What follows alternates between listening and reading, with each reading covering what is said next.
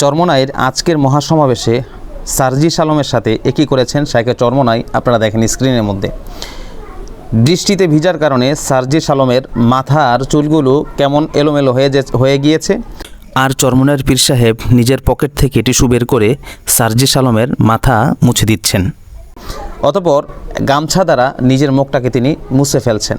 দেখেন, একজন নেতা তার কর্মীদের ব্যাপারে বা আরেকজন ব্যক্তির ব্যাপারে কি পরিমাণ সুন্দর ধারণা রাখলে বা কি পরিমাণ সদয় হলে, বিনয় হলে এরকম কাজ করতে পারেন। আর কোনো দলের নেতা বা আর কোনো দলের এরকম উচ্চপদস্থ ব্যক্তিকে কখনো কি তার কর্মীর সাথে এরকম সদাচরণ করতে দেখেছেন? একেবারে কর্মীর বা অন্য দলের একজন নেতার মুখের মধ্যে এইভাবে বা মাথার মধ্যে এইভাবে আঁচড়িয়ে দিতে দেখেছেন? দেখেন নাই। তো চরমোনাই পীর সাহেব মুফতি ফয়জুল করিম দামাত বারকাতুম যে কাজটি করেছেন, অবশ্যই তিনি এতে উদারতার পরিচয় দিয়েছেন।